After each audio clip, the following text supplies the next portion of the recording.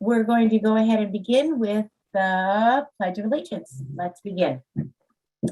I pledge allegiance to the flag of the United States of America and to the republic for which it stands, one nation, under God, indivisible, with liberty and justice for all. All right, let's see if could we do a roll call to see who's with us tonight. Yes, Director Ray. I'm here. Director Kelly. Here. President Fay. Here. Director Levesque. Here. Director Rawson. Here. Student Advisor Madeline Andrich. Student Advisor Kyle Schroeder. Superintendent Sweeting. Hi, I think Kyle was going to say something too. Kyle, are you there? I'm here, yes. Wonderful. Okay, we're set. Thank you. And we found out that Maddie will be joining us, but she'll just be a little late tonight. So we'll look forward to her coming on board. All right, could we have a motion to approve the agenda? I make a motion, we approve the agenda. You in a second? Second. Thank you. It's been motioned and approved and seconded to approve the agenda. Madam Secretary? Director Ray. Aye. Director Kelly. Aye. President Fay. Aye. Director Levesque. Aye. Director Rawson. Aye. All right, we're going to go right ahead and approve the minutes from the last three meetings. We're going to start with, we need a motion to approve the regular Zoom meeting minutes from September 13th. I move we approve the regular Zoom meeting minutes from September 13th, 2021. Second. I second. Thank you. It's been motioned and second to approve the regular Zoom meeting minutes from September 13th, 2021. Madam Secretary. Director Ray. Aye. Director Kelly. Aye. President Fay. Aye. Director Levesque. Aye. Director Rawson. Aye. Thank you. May I have a motion for to approve the Board of Directors special Zoom meeting study session, part 1, minutes from September 20th, 2021. I can move that we approve special meeting minutes from part 1 of September 2021. Second. Second. Thank you. It's been motioned and second to approve the Board of Directors special Zoom meeting study session minutes, part 1 from September 20th, 2021. Madam Secretary. Director Ray. Aye. Director Kelly. Aye. President Fay. Aye. Director Levesque. Aye. Director Rawson. Aye. And the last one to approve is the Board of Directors special Zoom meeting study session, part 2, minutes from September 21st, 2021. I can move that we approve the special Zoom meeting minutes, part 2, September 21st, 2021. Second. Thank you. It's been motioned and second to approve the Board of Directors special Zoom meeting study session, part 2, minutes, September 21st, 2021. Madam Secretary. Director Ray. Aye. Director Kelly. Aye. President Fay. Aye. Director Levesque. Aye. Director Rawson. Aye. Thank you. All right, we'll begin with, Debbie, do we have anyone who would like to address the board tonight? Well, we have no one signed up tonight. Do we have any hands raised?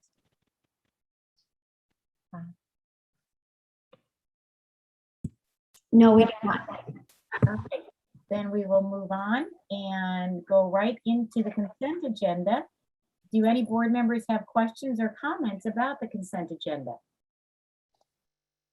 If not, then could I have a motion to approve the consent agenda? I move we approve the consent agenda. Second. Go ahead.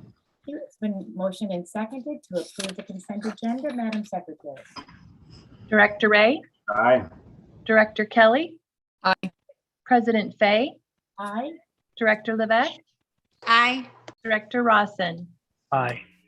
All right, and I can't believe that's it. That's a whole page done in 5 minutes. All right, we're moving right on to new business, which begins with Dr. Sweeting. We will begin with academic and student well-being update and opening schools for 2021-2022. Good evening. I'm just getting the PowerPoint up and running. So we're going to talk a little bit about what's going on in the schools and what's happening for opening our schools. And there's good things that are happening, and there are things that we're working on to improve as well. First of all, schools are open for learning.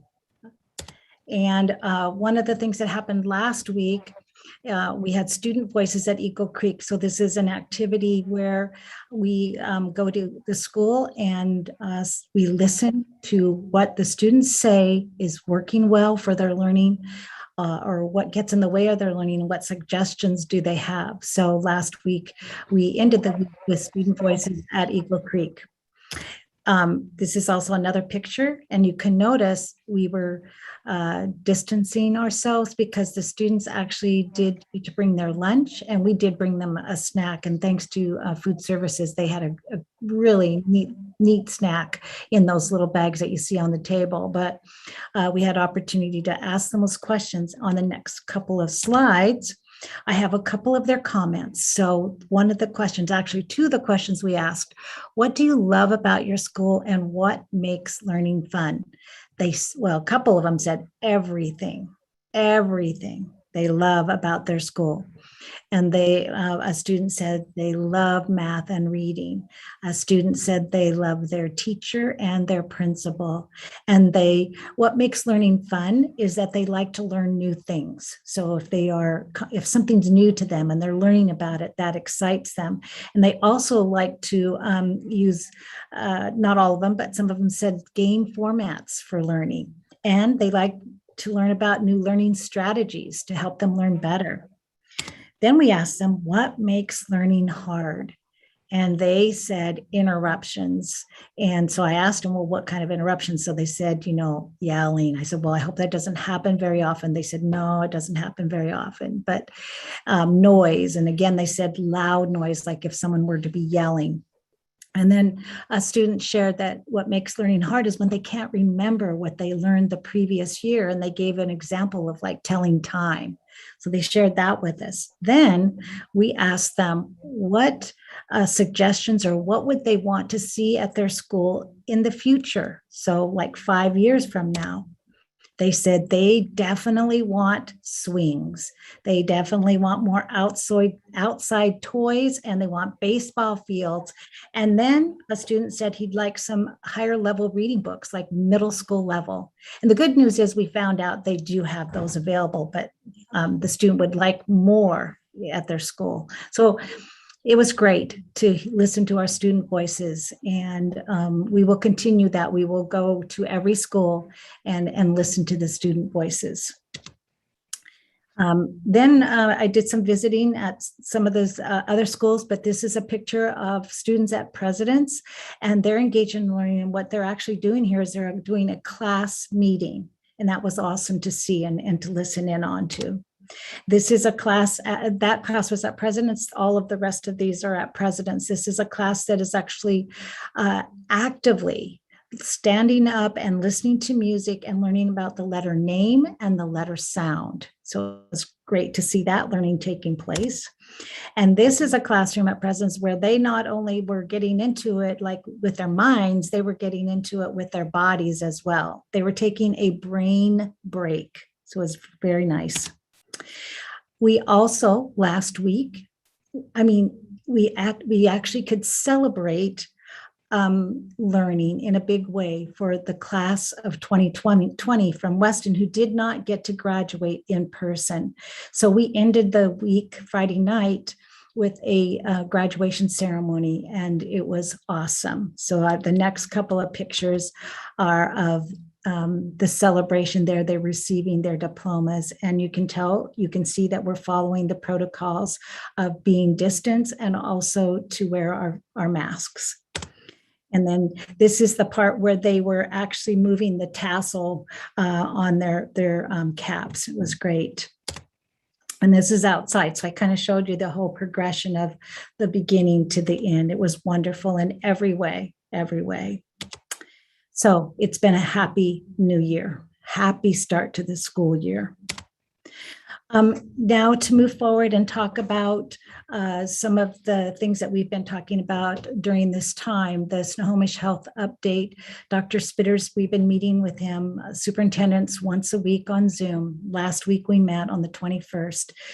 The main thoughts that came from that meeting last week, and some of it was, with the increase of close contacts, even, it's been challenging for the health department. And so they had made a decision to put or place more responsibility on the school districts for contacting close contacts. So we are, that'll start soon. And we're trying to add to our forces too, because as you know, our nurses and our staff, they're working really hard in many ways, but this is one of those, the contact tracing. They also talked about that there's new guidance for modified quarantine periods. And we're considering this. The current recommended quarantine period is 14 days. And that remains the same if you're unvaccinated.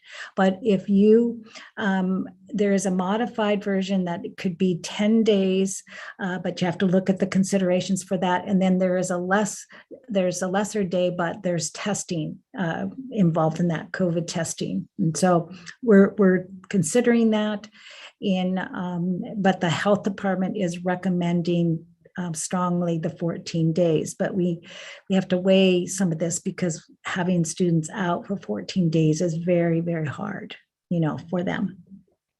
So we talked about that. They also provided us some templates for the exposure notification. So since we'll be doing more of the contacting of close contacts, then they provided some tools and resources for us.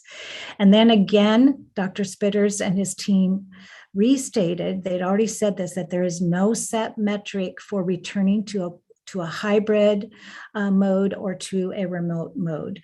It's really, when I move into the continuity of operations plan, you'll see that there are some times when that could happen, and most of it has to do with, can we continue the operation and what's the rate of infection, but there's not one set metric for doing that at this time.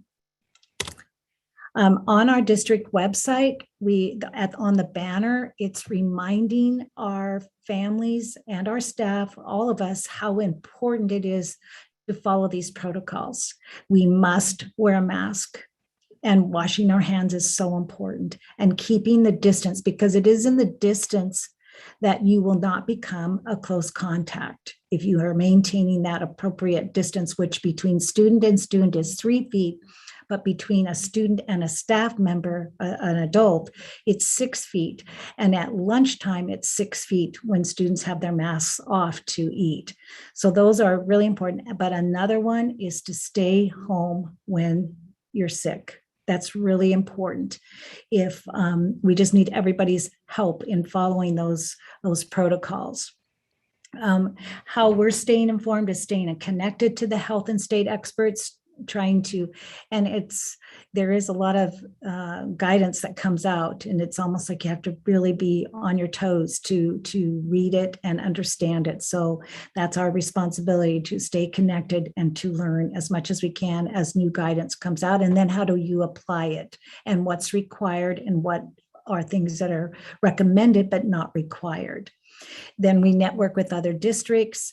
We have our COVID-19 safety committees at each building, a committee that they talk about how's it going in the building. And then they share that with our district COVID team, and our COVID team meets weekly. We've been meeting weekly since school has started.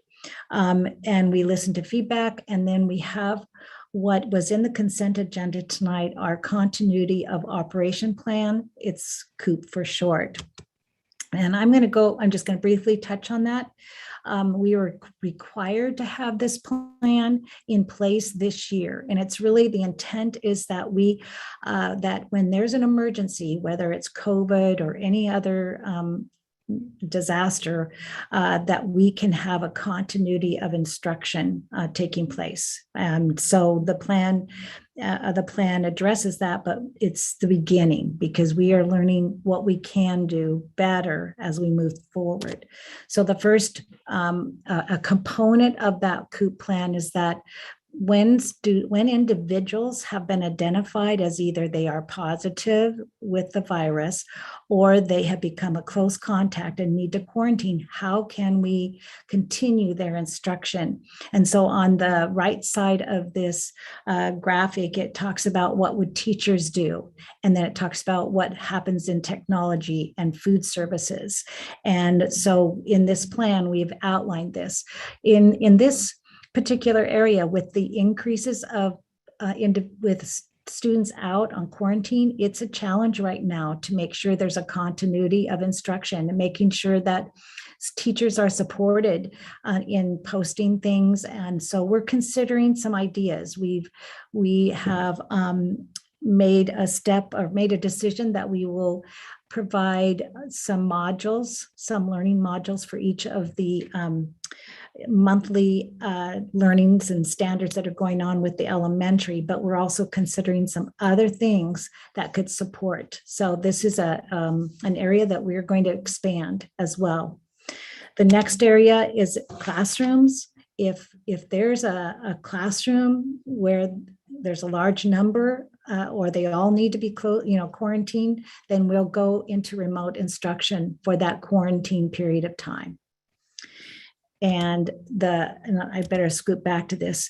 This could happen as a result of the health department telling us that, the infection rate is high enough to please close that classroom, but we most likely will know, ourselves. So we can do that. It could be that, because of supervision, we need to close that classroom.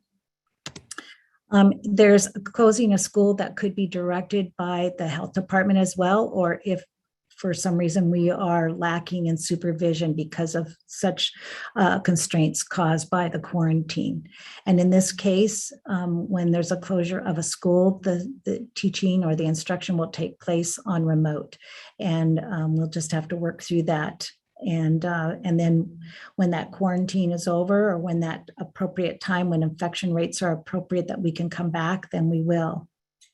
I did hear that I know at least one school district in, I think in Pierce County that did close their school district for a period of time. And then the last one is closing the district. And I guess that's what the one district down south did, is close the whole district. But the other one is just if a school needed to be closed to kind of control the infection. So that's the continuity of operations plan, but really it's a continuity of instruction and learning is really what it's focused on. So now I'm going to move into the regional updates, and I'm going to ask Krista Kramer, our district nurse, to share the numbers here of what both the county and the Arlington Public Schools numbers. Good evening, board members. So Dr. Sweeting was talking about some of the good we're seeing. We're seeing those numbers come down. And even Dr. Sweeting called me maybe about an hour and a half ago, and we were looking at numbers. They've even come down since then. They've posted them. So we're looking at 409 per 100,000 in Snohomish County. So they're dropping there. And that's a good sign. And Dr. Spitters spoke to, that's what he was hoping and expecting to happen, but we just weren't sure. So that is headed in the right direction. Next slide, please. Our current rates here in our district, we have, and why the COOP plan is so important, we have 53 positive cases, but with those positive cases, so students out, we have 203 students determined close contacts. And I better correct myself right there. Probably not every single one of them is a student. There might be some staff members in there too, but that number is very, very small. So just know that that 203 is probably pretty accurate on how many students are out. And so our numbers are have been high, not seeing at this moment as we identify close contacts in the classroom, spread in those classrooms per se. However, I am talking with the health department. I spoke with them today, and I just passed on some of our absentee rates, and I passed on where we were seeing higher numbers, and they were going to specifically talk to their epidemiologist and decide if any of those were a concern, but nothing is over 10% that we can tell right now. And that is before COVID, that has always been their magic number when it comes to communicable diseases and absentee rates in schools. Next slide, and I think that's it for me. Yep, I think so. Are there any questions for Krista before I go on to the next slide? Krista, could you just, what is the 10%? 10% Okay, attendance yeah. is like 90. Sorry. It's okay. So it's 10% out for illness. We take out the close contacts, so that doesn't come into that number. So anybody out for illness, or if they haven't responded to us, so if they've been out, we've been calling, we do count those as into this number as well. But we do remove our anybody determined a close contact that is home, that is well. Those students are not placed into that number. So And is it 10% of that? Higher. Okay. Yeah. Is it 10% of the population of that particular school? Right. Yes, the school only. Yes, not district wide. I do it per school. Yes. Right. Okay. No, that's focused. Thank you. Yes. Thank you, Krista. Yes, thank you. So some of the needs that are rising from the changes that have recently taken place, and just that school is happening and students are on campus, is we need support with contact tracing. So we have, Krista has shared with us what she believes for the health team, what is needed. And we don't really even have all what we've identified, that there's a need, but we haven't identified the solutions for all of them yet. But we have posted a position that is on our district website. It was just posted last week, towards the end of the week, for someone to help with the contact tracing. So we actually posted a 1-year position for contact tracing, and we'll watch and see if, there may be more needed, especially with the change with the health department, moving over more of the contacting the close contacts for the district. The other support, as I already mentioned, is for the instruction and learning during the quarantine periods of time. There's support needed for that. So we're grappling with that, and we've made some steps towards that, but we have more to look at and consider. And so that's an area where support is needed. And then another area is for COVID testing. So we have access to the resources to do the testing, but it's the manpower to do that. And another thing here is that for students that come in, if they're symptomatic, we get parent permission and we can do testing there. What other testing, Krista? We have volunteer testing. If the staff want to be tested, or parents want their child to be tested. What other testing is going on? We've tried to put some small limitations on our testing, because one, we don't want symptomatic students or staff coming back onto our campuses. So we've asked that they do not do that. We would like to provide testing, and we have been, for students or staff that are symptomatic on campus at the time.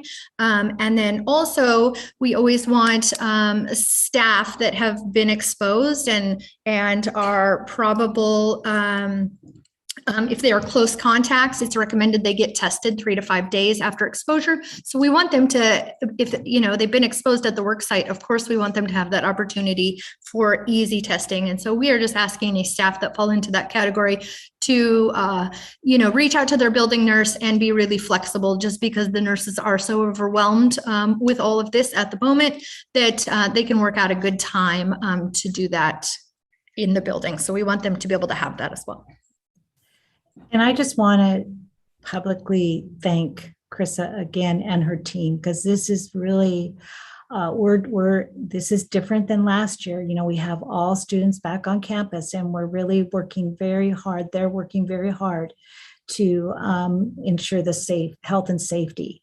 And so it's taking a lot of hours, and just to even do the close contact work is taking a lot of time. But we also have other important health needs. We have students that have life-threatening plans that we have to make sure they're in place. So there's a lot of pressure there. Those are pressure points. So we're considering that. And, teachers have students that are in the classroom that they're trying to teach and are teaching. And then they have students that are in quarantine. So there's some pressure points out there. But the good news is, as I shared at the beginning of this, we have learning happening. Learning is taking place, and we're working through this together and continuing to problem solve. Thanks, Krissa. And so we're down to the questions of the board. I also had a question about quarantining. I'm just a little confused. So if you have a situation where the whole class is quarantined, is it possible in a matter of another month or two that scenario can happen a second time? Probably, Yes. absolutely. Okay. Yes. So I'm just trying to run it through. I'm trying to understand. And also there was something I'd been doing some reading. I think some of the schools in the South, I don't remember what state, but it seemed like they were having some luck, kind of what you were talking about, Dr. Sweeting, as having like a modified quarantine. So I don't know if it was a shortened time. It seemed like they were trying to find a location, almost like, if you were to have an illness that others had, like chickenpox, and you knew that you all had the same thing, and you would put those folks in a similar room. So I thought I'd read something about having the kids on campus at a location. But honestly, if they're on a computer, I don't know that it makes much difference than being at home, being online. I don't know, but I read something about that scenario.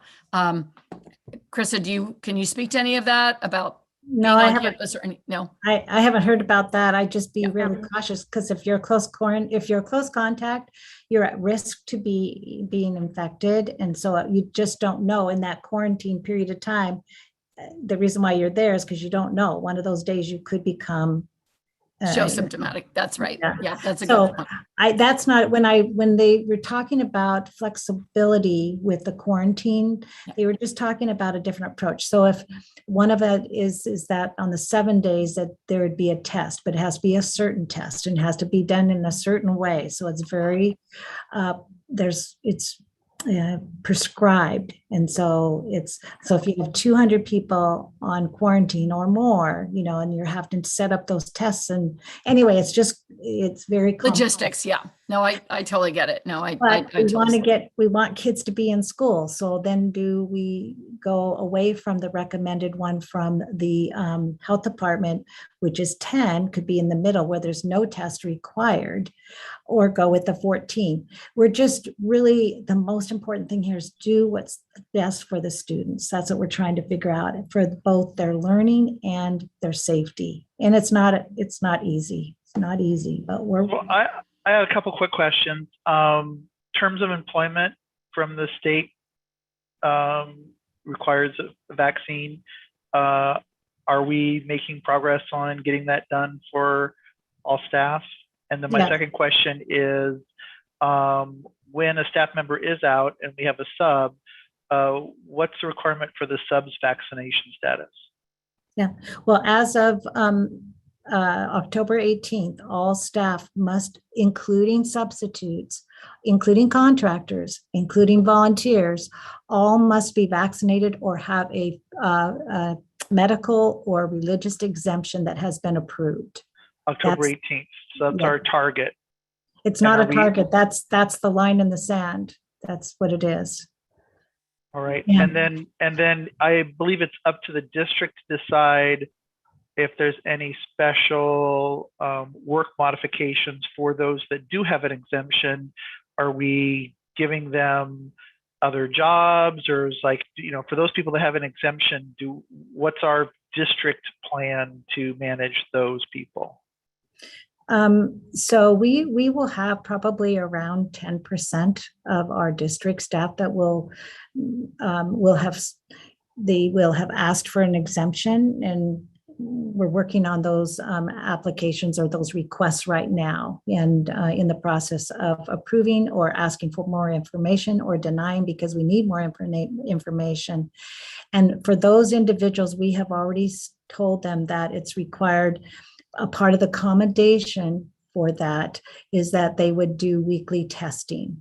There may be some other accommodations that we may require, such as a testing every day, that they don't have symptoms, and that so we're talking about that, but they have been told about the testing so far.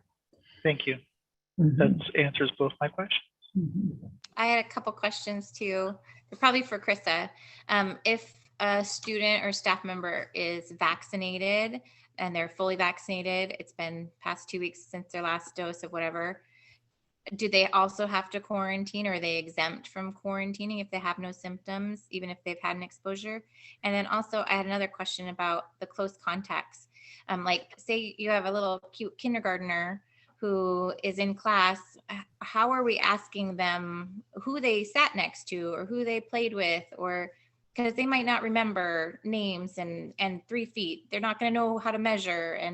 And so how are we determining close contacts? Are the teachers keeping track of like groups and cohorts, or like where they go at recess, or who they sat next to? Like how is that working? Can you just explain a little bit more details about how we're determining the close contacts? Yes, so close contacts contact tracing looks very different at the secondary level than it does at the primary level. We involve the students quite a bit more at the secondary level, actually maybe 4th, 5th grade even. We're involving the students. And we also were talking to all of the teachers as well. But when we're talking primary level and you're talking about the student that you're describing, I've tried it a couple of times with these students and they're darling, but it goes really poorly. And they, say a name and then they're not sure if that's their name, and you know exactly how it's going to go. So we are talking with their teachers, we're talking with their specialists, we're having those conversations with them. I also kind of talk with like their mom or dad or parent guardian on the phone about it too a little bit, but mostly their teachers are the ones that do this. And how we manage that too, seating charts. We really asked for seating charts because that helps us a lot. And at the primary level, those teachers, they do a really good job. They know who those students are sitting by. They knew who they're sitting by at lunchtime. The wild card there a little bit is recess, mask down, they're outside, but again, they're outside. And so we haven't had a lot of feedback from the health department that is a large spread area, and maybe even the opposite. They've lessened restrictions in the outdoor setting. So they do okay there, but we talk to teachers, parents, bus rides, if they go to, if they see a counselor, we ask all those things. And then your first question, remind me. Unvaccinated versus vaccinated. Do we have to Yes, quarantine? you're correct. I was shaking my head. So if somebody's determined a close contact and they are fully vaccinated, we ask, they are not required to quarantine. We ask that they watch closely for symptoms, but I also say, we know we're all watching closely for symptoms, all of us all the time, but watch more closely for the next 14 days from the date of exposure. And it is recommended by the health department guidelines that they get tested 3 to 5 days after their date of exposure. And that's where the piece where I would want them to be able to get that test at their building site or come by the district office and get that from me or whatever works. Yeah. Can I ask a follow-up question, Krista? Thanks for answering my question. So lovely. Have we learned anything? Is there any patterns from all of our positive cases that we've had in the district? Is there any kind of pattern or like a weak spot or a hot spot? Or is there anything that we've learned and we've changed and adjusted? So what I'm learning, as you know, we're not very far into school, these just couple weeks, is that, and I think we know this, but I'm really learning that those close contacts that are fully vaccinated are still, running the risk of contracting the virus and becoming positive. And so those people that we say, because of our conversation just previous here, they don't have to quarantine. We're really careful with those people, and lots of education on please watch for symptoms. Don't come to school or work if you're sick, because that's the pattern I'm seeing is vaccinated or not, we're still seeing positive individuals out of that. That's my current topic. And I've talked to the health department about that one as well and asked them if they expect their guidelines to change on that. And they did not say no. So we'll see what comes of that if they change their guidelines and ask even fully vaccinated people if they're considered close contact to quarantine, or a close contact of a family member, a close family household member. We'll see. Yeah. The main thing is in knowing that becoming a close contact can happen quite often and if we're not following the protocols. So just really reinforcing as best we can and the spacing, the physical distancing between ourselves, and wearing our masks at all times. So those are critical. Krista, Thank you. just to make sure, so middle schooler or high schooler who has been fully vaccinated does not have to quarantine. Unless if they have symptoms, they would. And they do, but if there are no symptoms, they do not have to quarantine. Anybody with symptoms, we ask that they follow the COVID return process. Symptoms, just kind of vaccinated or not, puts you back into a different category, because with symptoms, I kind of assume you're positive until proven otherwise. So yes, no quarantine there. Yeah. Krista, can you hear me? Okay, perfect. It's Maddie. One thing is different if, say, someone is living in the house of someone with COVID who is also fully vaccinated, and they are fully vaccinated, then they have to quarantine even though they are having no symptoms. No, if there's no symptoms, Maddie, and someone is fully vaccinated at this time, they do not have to quarantine. And so as we're talking to these secondary students, if we're talking, because they are 12 and over, that's one of our very first questions is, are you fully vaccinated? And if they are fully vaccinated, and if they're standing in front of me, I say, if they're symptom free, I say, watch for symptoms, go back to class, have a great day. Let me know if you develop any symptoms, please get tested. Yes. But if they don't have their vaccine, then they're quarantining. Yep. Perfect. Thank you so much.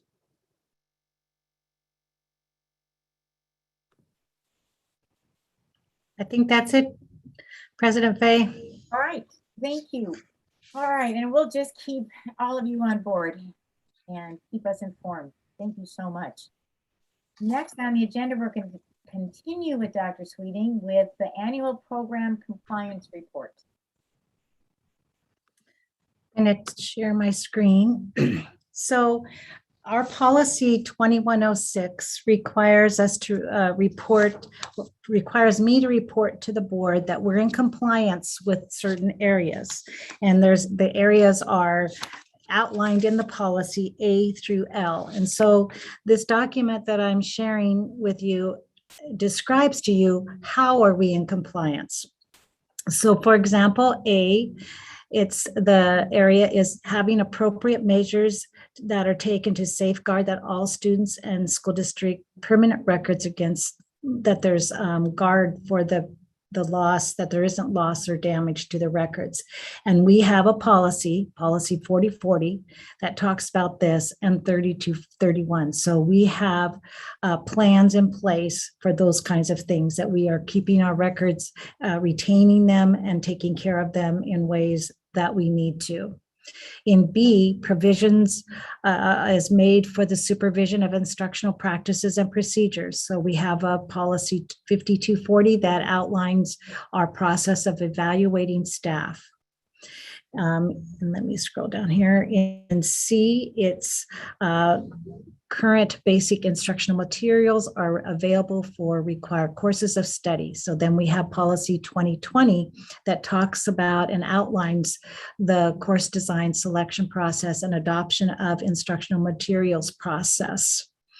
In the D is a program of guidance. Our counseling and testing services is that maintained in all grades offered by the school district, and we have that, and it's outlined in policy 2140, guidance and counseling. E is a learning resources program that is maintained, and we have policy 2090, which is program evaluation, and policy 2104, federal and or state funded special instructional programs, including Title and LAP, EL, and such programs. F is the physical facilities of each building are adequate and appropriate for the educational program offered. And so we have policy 6800, which outlines safety, operations, and maintenance of our facilities. And we also, Brian Lewis, Executive Director of Operations, has shared many times the work that we're doing to maintain. He's shared with us pictures of before and after, of taking care of our facilities. And he's shared the current addition of new facilities, and he'll share more. There'll be in the future, we will have a capital projects update, and he'll share more pictures on that. But just sharing with the board the pictures recently of the new carpet in the schools in Eagle Creek, and Kent Prairie is sharing about the maintenance of our facilities. G, there is adequate provision for health and safety of all students within the custody of the school district. So policy 3410 talks about student health. And there's also procedures that go with these policies.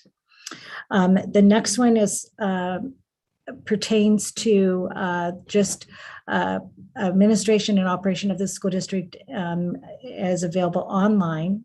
So we have policy 4200, which is safe and orderly learning environment. So what does that look like? What does it entail? And we have safe visitor protocols. And that's had to change a little bit. We haven't been able, like last year, we didn't have access to the buildings, but we have those protocols in place. This year, we instituted the safe visitor because we're using that for contact tracing. So itinerant teachers, and as they come into the buildings, and when volunteers are coming into the buildings, they will use safe visitor as well. And we'll use that not only to know that they're on campus, but also use it for contact tracing. I is a long statement here, but it really basically says, do we have things in place to prohibit discrimination?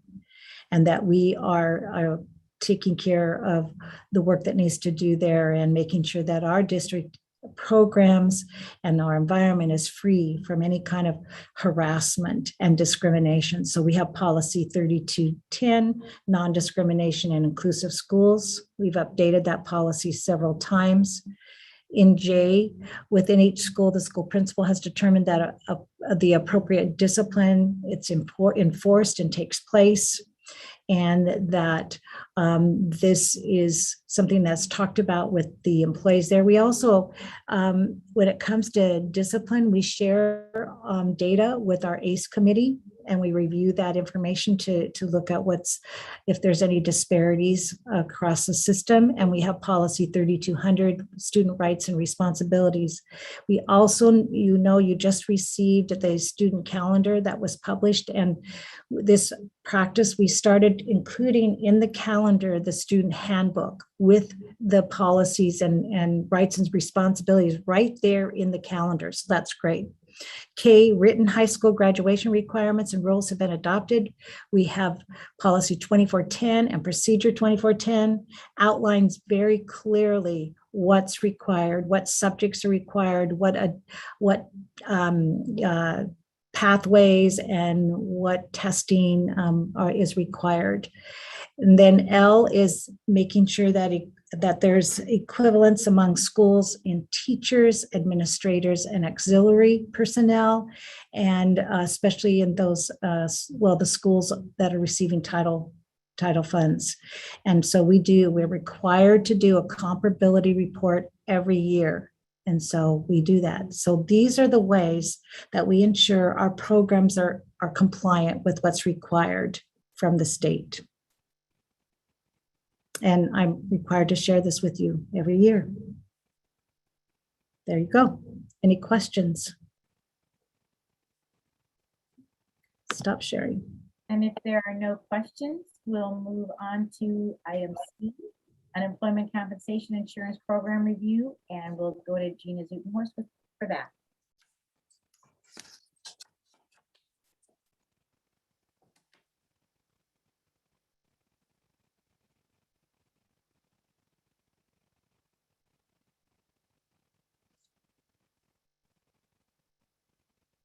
All right. Hello, everybody. I'm Gina Zutenhorst, Executive Director of Financial Services, and I'm here to give you a report out on unemployment insurance program at the district. So Board Policy 6530 states the district's unemployment compensation program will be reviewed annually by the board. So this presentation for you today satisfies that for compliance with our policy. So we participate in the Northwest ESD 189's Unemployment Compensation Pool Cooperative, and we have been a member of that through an interlocal agreement since 1978. And this pool is a public entity risk pool for unemployment insurance. It is audited by the state auditors each year, and we have claims against the district. The way it works are paid by the Washington State Department of Employment Security, and then they get reimbursed by the pool for all claims paid. So this program and the way that works, it fulfills the district's unemployment insurance obligation. And over the years, it has proven to be financially and administratively efficient. So a little bit about the membership. Besides ourselves, there are 27 member school districts from Island, San Juan, Skagit, Snohomish, and Whatcom counties. The Northwest ESD 189, its employees, and WSIPSI are also members. Washington Schools Information Processing Co-op, that's what WSIPSI stands for. Here's a quick summary of operations for our district. The net estimated savings inception to August of 2020. Our net estimated savings has been 1.74 million.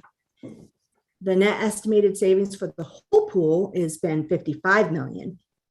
So these are reports that are provided to us each year, and we include this information in our financial statements, our notes to our financial statements. The net favorable experience that we have had last year, it was 261,000 approximately.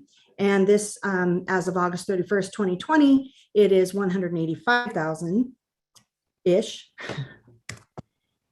And summary of operations continued.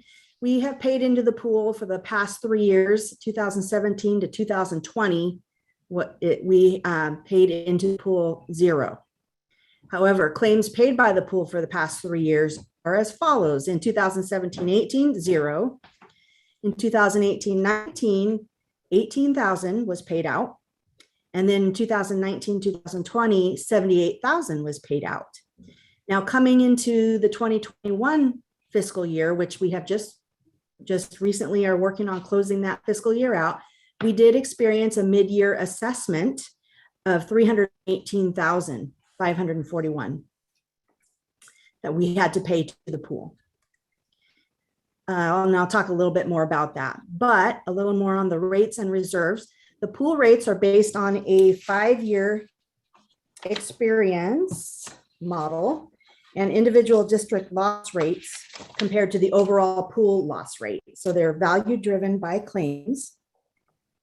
And the capital reserves to be met by each district are based on each district's taxable wages. Our reserves in the pool were sufficient through 2019, which is why we didn't have to pay anything in. However, starting with 2021, we did have to pay in for a capital reserve, a small amount, 1,406. And then the 21-22, this current year that we're in now, the capital reserve that we'll have to pay in is 31,432. The pandemic solvency assessment, so that 318,000 that I just talked about that we had to pay, that is a pandemic caused situation. It has been wreaking havoc. It's caused significant increase in claims. Bills from the and I'm talking across the state horizon, not necessarily Arlington specific, but the overall situation with unemployment. Bills from the Washington State Employment Security Department were projected to cause a major unplanned deficit in the pool. So the solvency analysis required an immediate mid-year assessment. And you can't see my slide very well. So there were, across all of the member districts, it was 17.4 million that had to be assessed mid-year. And Arlington's proportionate share of that was 637,000. Now, what we actually had to pay ended up only being half of that. So 318,000 was paid to the pool in October of 2020. And the second half was originally scheduled to be paid in January 2021, but the pool deferred collection on that for various reasons. Pool costs were partially offset by federal funding that came down the line. Also, the billing data from Employment Security Department has been pretty delayed and very incomplete. So they haven't really been able to accurately then turn around and assess that out to the participating pool members. And the aggregate claims they have had to pay out have not yet exceeded the first half of the special assessment that was already put in by pool members. So that's why we haven't had to pay that second half of the assessment. Doesn't mean we're out of the woods on needing to pay it, but it has been deferred and deferred. So financial impacts. These are employment insurance is an employer cost. It's not something that is deducted out of staff employee paychecks. It is spread out across programs. Even to be a good thing that fund balance was available because it helped us. Oops, can you still hear me? It helped us in affording this unplanned cost. And the pool has said they're going to continue to monitor the claims and projections, and we'll defer the second half of that special assessment until such time as the billings exceed that first half of the special assessment that was already paid to the pool. So it's still considered a wise business solution for unemployment insurance, both financially and administratively, that's my opinion. And that is the end of my presentation, giving you just that quick synopsis, a review of how that program is operating and what some of the major numbers are that have to do with that. And then this report would satisfy the requirement for the board to have a look at that program. Gina, thank you very much for putting that so neatly together. It's some big numbers there. And what sort of surprises me is if we weren't in that pool, especially after the hiccup with the pandemic, I can't really imagine what we would be on the hook for. So I concur. It sounds like a really great resource. I'm guessing other states do something similar, or other parts of our other school districts in our own state do something like this. But I think you're realizing it. Yeah, we're very grateful for something like this. And thank you for providing that contrast a bit of, how in years past we've done well. And then to me, that 600,000 looks pretty significant. But again, with respect to if we weren't in the pool, that would be so much greater. Yeah. Yep. I better stop. If there's no more questions, I'll give it a second, but I'll stop sharing unless somebody needs to jump in, and we'll move on. Thank you. Thank you very much, Gina. Then we'll go ahead and move on to report of district vehicles assigned to staff on a 24-hour basis, and we'll turn that over to Brian Lewis. Thank you. Good evening, directors. Continuing our night of board policy required reporting, I provide my briefest briefing of the year. Board policy 6640 requires the superintendent to report to the board at the start of each school year the number of district vehicles assigned to staff members on a 24-hour-a-day basis. As of the board meeting date, there are no district vehicles assigned to staff members on a 24-hour basis. I'd be happy to answer any questions you might have. That was great. That was the briefest one of all. All right, we'll move right on. Wait, I have lots of questions. Wait. Of course you do. Moving on to item E, which is the first reading of Board Policy 2420, and we'll turn that over to Carrie Henderson-Burke. Good evening, President Fay, Board of Directors. Carrie Henderson-Burke here with just some minor wording changes to Policy 2420 about grading. Really no substantive changes, just some updates that includes greater specificity about, the adversely affected for failure, grades adversely affected for failure to attend or participate.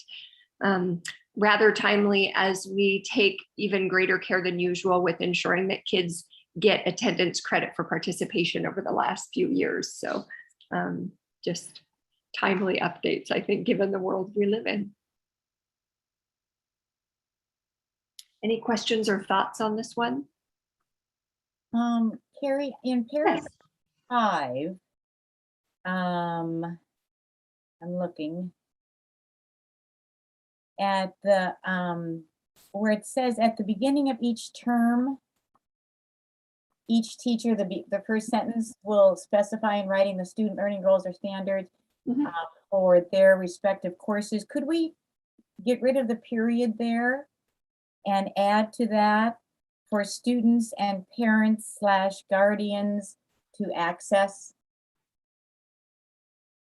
So the intent of that would be so that the students and the parents or guardians could see those learning goals at the beginning of each trimester and be able to work in partnership with parents and teachers and students. Yes. Thank you. Thanks, Judy. Yes, President Fay, would you please reiterate your corrections to that policy one more time? It's the 5th paragraph, the first sentence. At the end of the first sentence, get rid of the period and add for students and parents / guardians to access.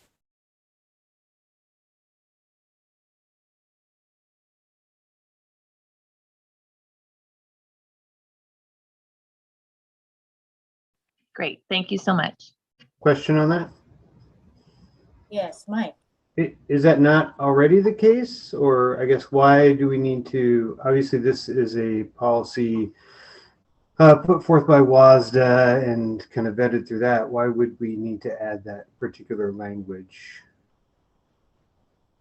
Gary, can we turn that over to you? Is that currently something that students and parents, guardians can access at the beginning of each term for each respective course?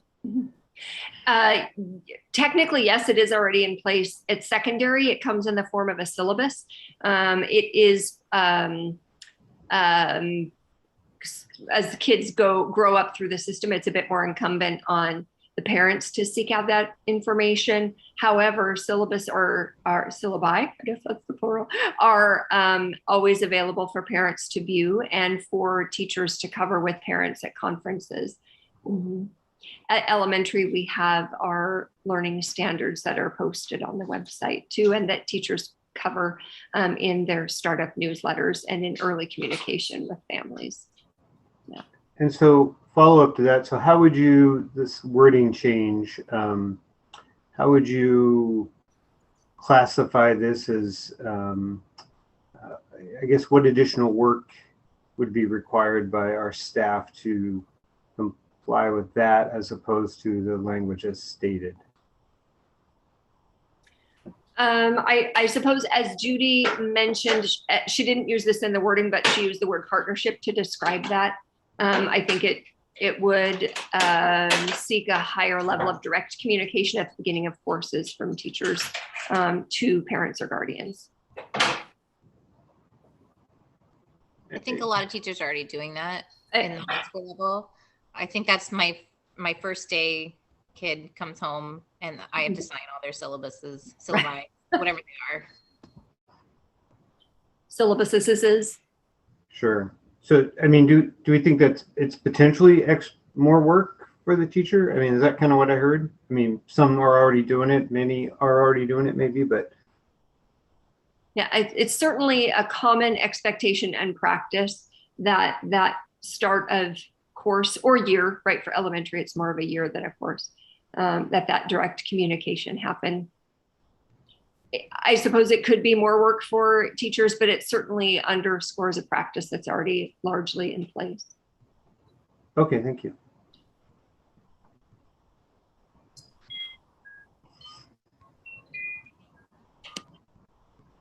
I will mute the Christmas clock in the background. Are there any other? If there are no further questions, thank you, Carrie. We'll go ahead and thank you, Mike, for asking important questions. We'll go ahead and move right on to item F, second reading and adoption of board policies 1822 and 3122. And Dr. Sweeting will take care of that for us. So the first, these are both for second reading and for adoption by the board.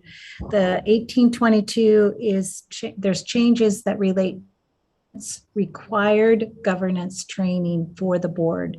And so there's the changes, there's been no changes since we presented this for first reading. So it's here for consideration of adoption. And the next one, the 3222 was presented by Carrie Helgeson. So I'm presenting it to you for second reading for her. And it is a change. Basically, it's from changing from no later than the student's seventh unexcused absence in a month that the district must enter into an agreement with the student and the family about how to resolve the challenge with attendance. It used to be 5 days, now it's 7 days. So there's some changes there.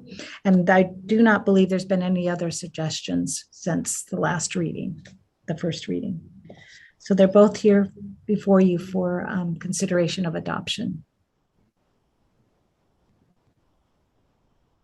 There are no questions or comments. May I have a motion to adopt board policies 1822 and 3122?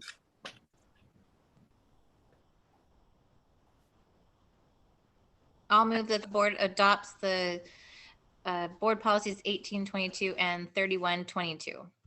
I can second. Thank you. It's been motioned and seconded to adopt board policies 1822 and 3122. Madam Secretary.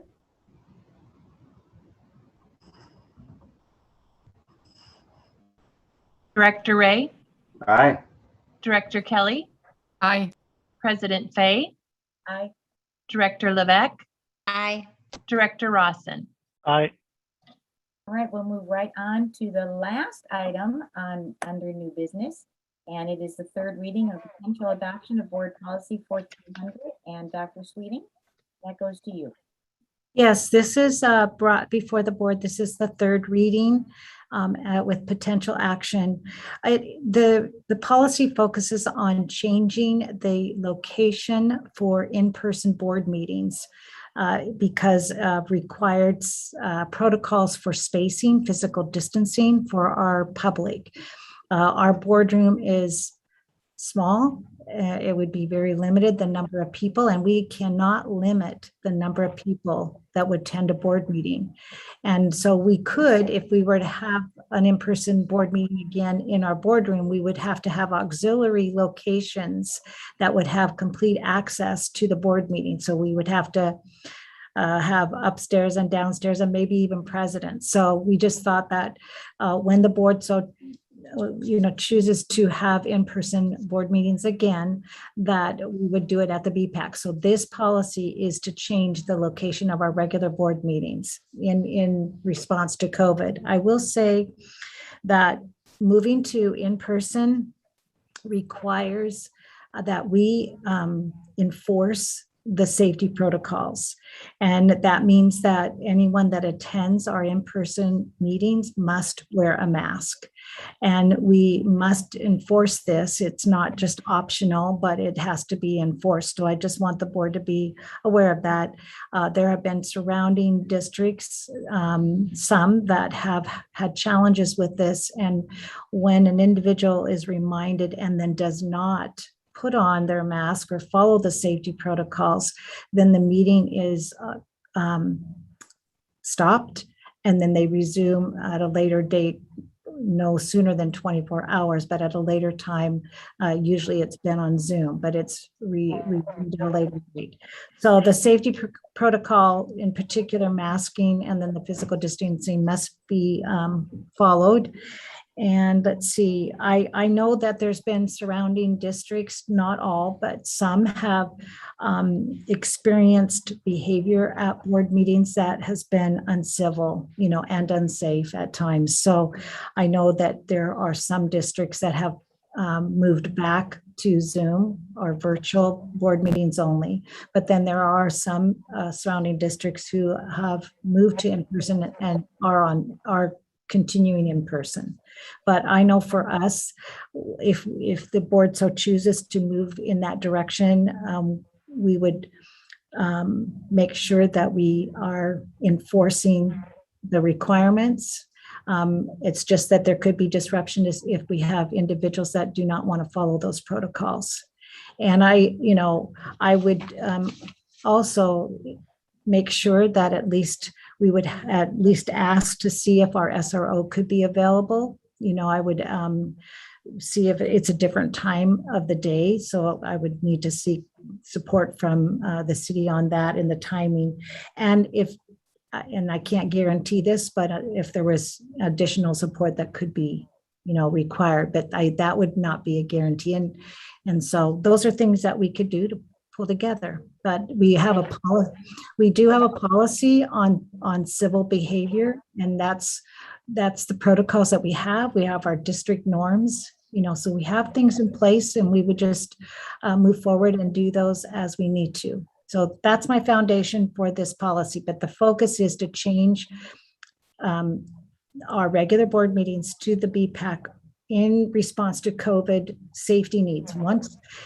If that's not, hopefully in the future, that'll go away. And then eventually we can move back to our regular board room. But there you go. I'd like to make a motion. I move that we table this discussion until the community case rate is much lower.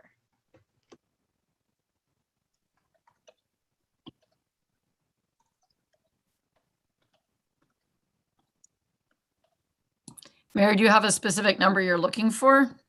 Like if you were to look at that graph that Krista put up, is there a number on what we saw in the headlines? Back in June, it kept moving down. It was going down, down, down, down, down. It was below 100 at some point. So you're looking for some number to then go in person, whether it's at the BPAC or wherever. Yeah. Okay. I just don't think it's Pardon me. a good idea. Okay. Pardon me, Mary. Yes, Mike. Hey, so of course I heard you say I move, and then my internet connection went to 0, and that's all I got. Oh, let me repeat that. Sorry, Mike. There's a lot of rain right now, so I don't know if that has anything to do with the internet. I move that we table this discussion until the case rate is much lower. Is there like a percent wise, like 25% lower, or just more specific? I could give a specific number if that makes everybody happy. I would say under 200. I was just curious, that's all.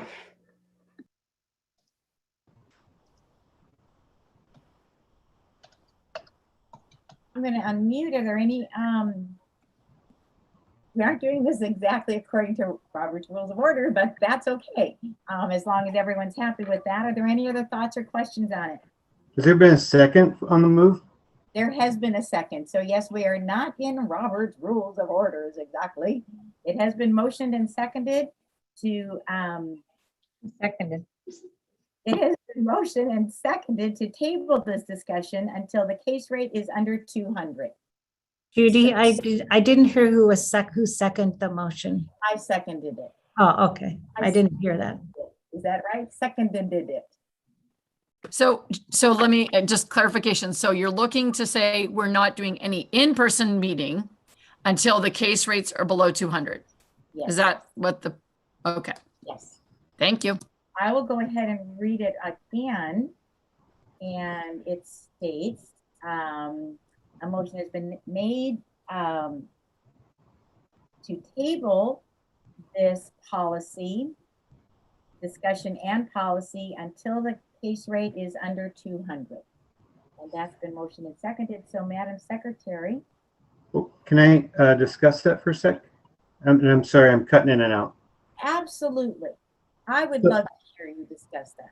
Thank you. Is that, what qualifier is that 200? Is that a specific, like, I'd like to know what that specific qualifier is. You know, where do we get that data? What are we referencing?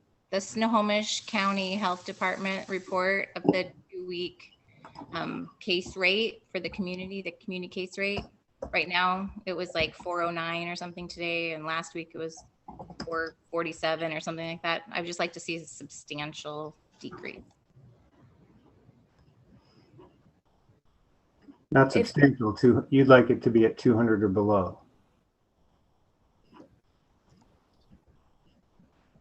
Is that correct? Yes, that's correct, Mike. And so I'm looking at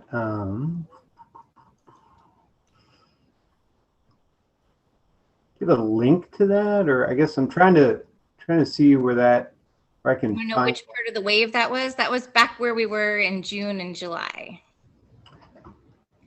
If you look at Snohomish Health District online, they have their data dashboard, and you can look at the wave.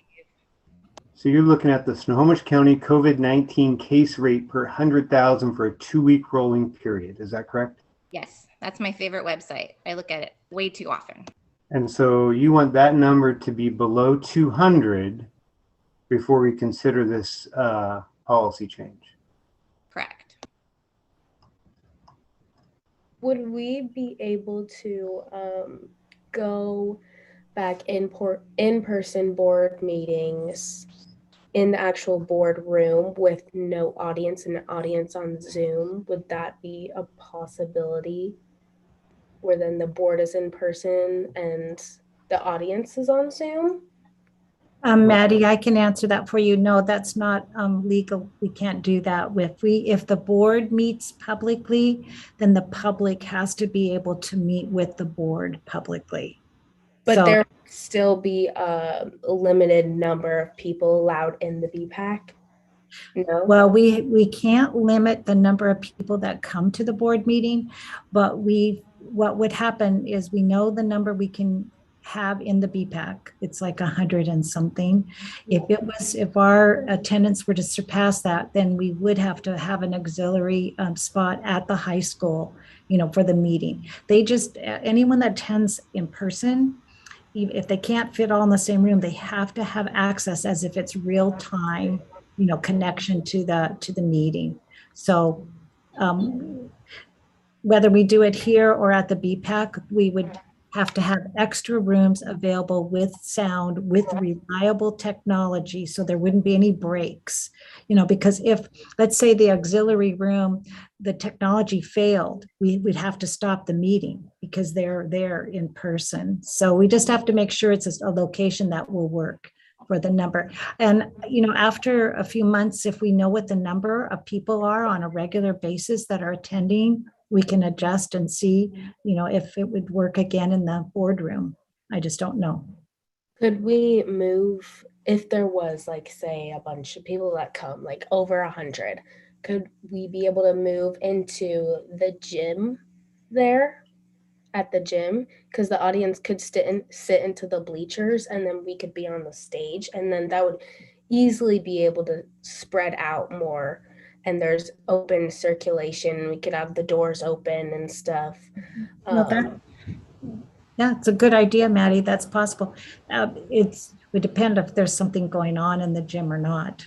But I think we chose the BPAC because, and we have the tentatively, reserved, when the board is ready to do that. But the gym would definitely be bigger. We can definitely get more people in there for sure. Yeah, I was just thinking since the gym is bigger and it has better airflow in a way because of the doors going all the way through, if we would be able to get in there earlier than the 200. That's all. It's just a thought. Thanks, Maddie. Dr. Sweeting, do we know who is currently hosting in-person school board, or even if maybe locally at the Arlington City Council's hosting in-person meetings right now? I believe that, I'm not positive for sure, but I think Lakewood is holding theirs in person. I think that, I know that, I'm trying to think for sure who has reverted. There's some of the, I think Sultan is meeting in person. I think they're still meeting in person. I believe Everett is meeting in person. I think Marysville has gone, I think they've gone back to Zoom, if I remember right. And I'm not sure about Stanwood. And then, I'm sorry, just to follow up as well. So even if we do move and approve this policy and have in-person meetings, certainly board members can attend remotely as well, correct? Yeah, even when we're going to continue, because the Open Public Meetings Act, it requires right now for our public to have Zoom as well. So we'll have both. Sure. Both. Right. So formally, I would rise in opposition to the table motion, and urge others to do so. And so we move forward with in-person board meetings as soon as we can. Are any other thoughts or comments?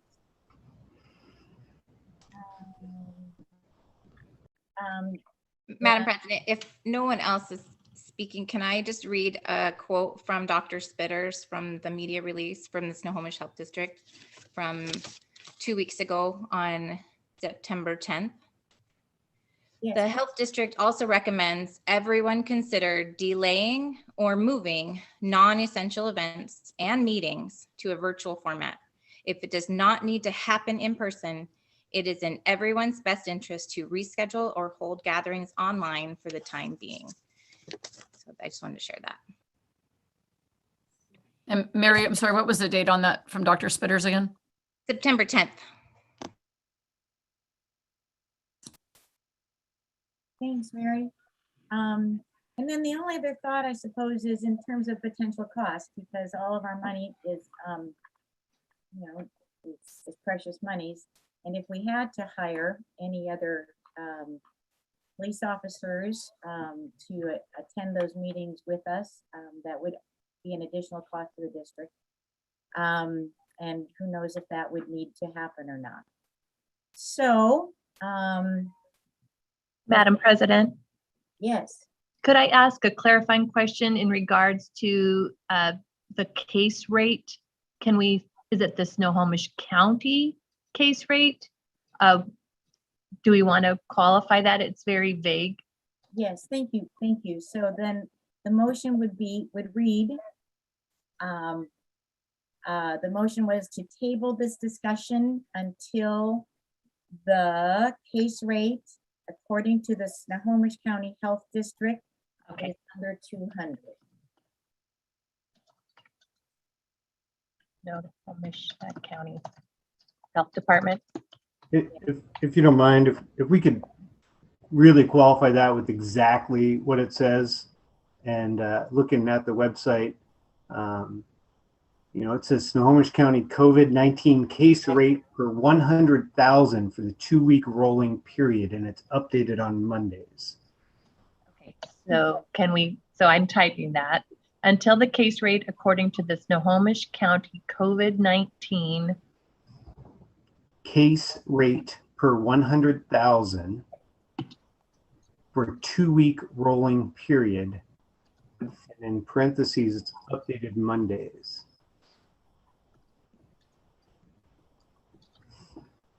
And that's what we showed like tonight. The graph that we showed tonight is from that website. So I'm going to read that out loud again, that the board tables the discussion of the adoption of policy 1400 until the case rate according to the Snohomish County COVID-19 case rate per 100,000 for 2-week rolling period, parentheses, updated Mondays in parentheses, is below 200. Thank you. And thank you, Mike, for adding such excellent clarification on it. All right, Madam Secretary, we're ready for a vote. Director Ray, Nay. Director Kelly, Aye. President Fay, Aye. Director Levesque, Aye. Director Rawson.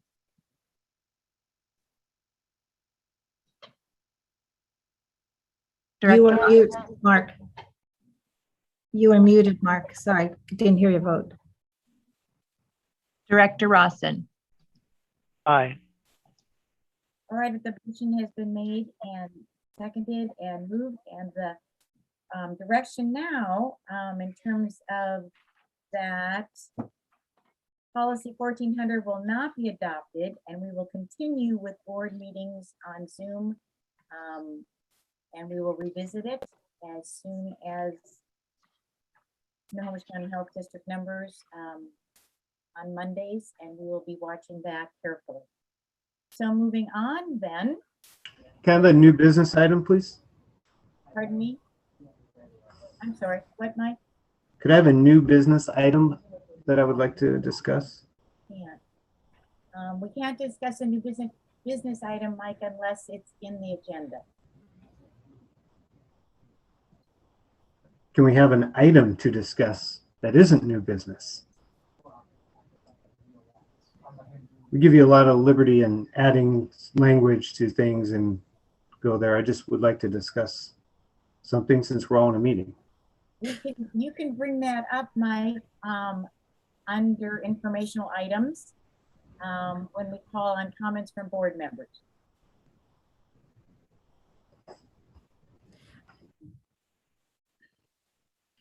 So then we'll go ahead and move on to informational items. And the first one is our superintendent's report from Dr. Sweeting. So I'd like to share that this Friday, there is going to be training for our staff. It's since time immemorial.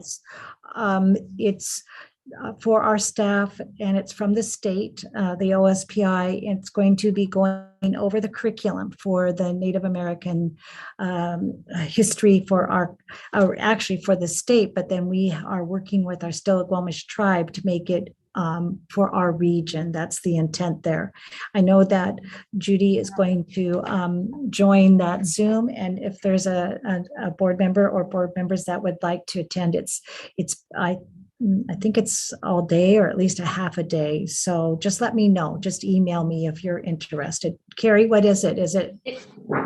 It's just an early release training. So, and it's going to be over the next 2 Fridays from 3 to 4:10. So Okay. the first Friday is going to be looking over and understanding the organization of the materials that are available online. And the second week, as far as we know, we'll see how the first week goes, but the second week will be more question and answer and time built in for teachers to plan and implement when they're going to start teaching the material. Thank you, Carrie. Thank you. Very helpful. And then I would like to say congratulations to the volleyball team where they reached the peak volunteer tournament championship. They did that this week, and that's good news. And with that, I'd like to share that. I mean, I shared that we have learning taking place in the schools, but we also have so many activities taking place, such as we have football going on, we have boys tennis, we have cross country for boys and girls, and we have girls soccer going on. So those are good things. We've got a lot of activity, the learning and the physical activities as well. So those are good things. So that's all I wanted to share tonight. Thank you. Thank you, Dr. Sweeting. And then we'll go straight to legislative update and discussion with Mark Rawson. Not too much to share other than this is our time to get ready to participate. Come November, we'll be voting on all of the items which become the legislative agenda for the next year. There's the annual push to have the state fully fund the staffing model, fix our prototypical model, fix the fact that you can only have one counselor at, a middle school with 10,000 kids on it. All of those issues that, we currently fill the gaps with our levy dollars for nursing and counseling and et cetera. So that will definitely be a push that we will continue to have. And so I encourage you all to, when the assembly book is out and you're looking through it, that we find some things that we can all agree on. I'll be working with Sherry on the voting. Sherry's going to be our voter. You can only have one voter per district, so Sherry's going to be the voter. And I'll be working with her and mentoring her through that process so that at least someone knows how to use the website and can cast votes for the appropriate items. And then again, like the top 10 become the legislative agenda for the next year. That our paid WASDA lobbyist will go to the Hill and try to make happen, along with all of our efforts as well. So that's it. Thank you, Mark, for always being on top of everything that we need to be paying attention to. So from there, we'll move on to item C under informational items, comments from board members. And Mike, would you like to begin? Yeah, thank you, President Fate. Yeah, I have really nothing to say.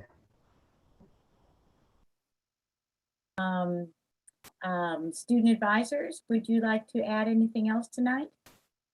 Yeah, actually, I will be a little late. I've already told Debbie about this, but the reason why I'm a little late to all my meetings is because I'm currently have a job at Arlington Veterinary Hospital right across from Burger King, attached to like the physical therapy place by the new roundabout, which is so exciting because that's what I want to do. And so that's why I'm just a little bit late because I get out at 6, but sometimes if we have like more customers and all that, and then it like goes over because I'm the one that cleans up everything, which is just awesome for me. Everyone I tell is like, ew, that's so gross, but I always come out of there smiling because I just love it. I love the animals and everything.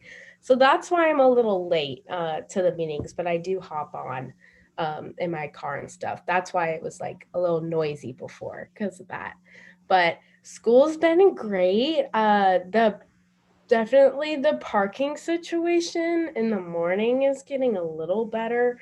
At a high school, it's really hard just because we have a bunch of parents that come and then they drop off their students where the students have to park, and so then they're blocking our spots, and some of them sit in our spots, which isn't very helpful because then we don't have enough spots in the parking lot, but that's all right. School's been great. That's really all the protocols have been like followed amazingly at football games as well, different sports events. People are really like willing to keep on their mask just because they want to be there. I mean, people want to be there. It does suck though for when I currently have a teacher that's out right now because when her son has COVID and she was a close contact. And so that's difficult, just learning all that. So that's why I was asking questions before. Because of that, it's just difficult having a teacher at home and then you're trying to learn at school and all that for, I think it's like 24 days or 10 days, something like that. So, but other than that, it's pretty good. School's good, life's good. Thank you, Judy. Well, absolutely, Maddie. And I'm just so happy that you have this wonderful opportunity to go already as a senior in high school into your field. Yeah, it's wonderful. It's exciting. Thank you. I appreciate it. And if we do go back to school, or not back to school, back to in-person board meetings and it's at the high school, it's right there. So I'll maybe be like 15 minutes late. Nothing bad. So yeah. All right. We'll look forward to that. Absolutely. All right. Kyle, would you like to add anything? Yeah, I just wanted to say, a lot like Maddie said, school's been going great. It seems like the people wanting to be there is really outweighing everything else. So there's a lot of good stuff coming from that. It's nice to be back to a sense of normal. Sadly, part of that sense of normal is parking and not getting out of the parking lot until 3 o'clock. But that's part of the experience, I guess. So all in all, it's a great thing to be back. Thanks, Kyle. I'm happy you're back. I'm happy kids are back. Yeah, it is exciting for all of us. Anybody else, board members that would like to? I'd like to just confirm what I heard at the last meeting, which is that the scores will be available from an assessment perspective, so we can see how much acceleration we're going to need to do sometime in October, I think is what I heard. So I will look forward to having that be an agenda item on some board meeting in the late October, November timeframe, just so we can kind of assess and see how much acceleration we're going to need to do this year in order to play catch up, because we all know that we're not going to recover necessarily in 1 year, but it would be nice for the board to know where we are and lay a baseline for the recovery, so we can see on ongoing how much acceleration we're getting in and where we are. The STAR testing window ends on October 8th. It usually takes a week or so for makeup tests, and with kids, more kids than we were hoping for, of course, being out, we'll try to keep that reasonable makeup window, and then it takes a week or so to assemble that. So I anticipate the tail end of October being a good time for STAR testing results. We begin SBAC testing almost immediately after the STAR window closes. So there will be another delay, and then we'll have different SBAC testing results. It's an abbreviated test, but we'll have that kind of second measure pretty closely. Like I said, I'm not looking for accuracy. I'm just looking to see are half of our kids below grade level? Are 2/3 of our kids below grade level? Like where are we? Just where are we starting from? Because you have to, if you want to, you can't manage what you don't measure. So we need to have some kind of baseline so we know where we're starting from. Yep. Thanks, Mark. Thanks for sharing. Thanks for asking good questions. And anybody else? Any other board members? I just want to say thank you to everybody in the district who's working super hard to keep the kids safe and help them navigate this new abnormal. And I just want to say thank you for all their hard work. Thank you, Mary. And I want to say thank you to our principals for sharing your staff newsletters with us. I learned so much about our schools from your weekly correspondence. The Hispanic Heritage Month video that Mrs. Torrey showed in her music classes at President's that we were able to access through the newsletter was amazing. And I learned so much about the countries that I didn't know anything about. So I really appreciated that. And then there were links to great resources that were listed in Pioneer's letter. And I also love the suggestion in that newsletter, choose kind, even when it's hard and scary. And I talked to my grandchildren about that today. In fact, my 8th grader and I read the newsletters together this morning because yes, he's home with in quarantine. And so I was working with him this morning, and his comment after we read the newsletters was interesting. He said, I would like a newsletter for kids from my school. So I just wanted to pass that on. And I certainly hope, I mean, if I'm enjoying the resources that you're providing to me, I'm learning, and I certainly hope that those resources are available for all teachers to access so that they too can use the resources that have been shared. So again, thank you to the principals for sharing with us. So if there's no other suggestions or comments, our next regular board meeting will be October 11th, and that will be conducted in the same format over Zoom. So with that, we need a motion to adjourn. I'll make a motion. I'll second. Thank you. It's been motioned and seconded to adjourn the meeting. And Madam Secretary, could you call for a vote? Director Ray? Director Ray? Director Kelly? Aye. President Fay? Aye. Director Levesque? Aye. Director Rawson? Aye. Night. Have a good week.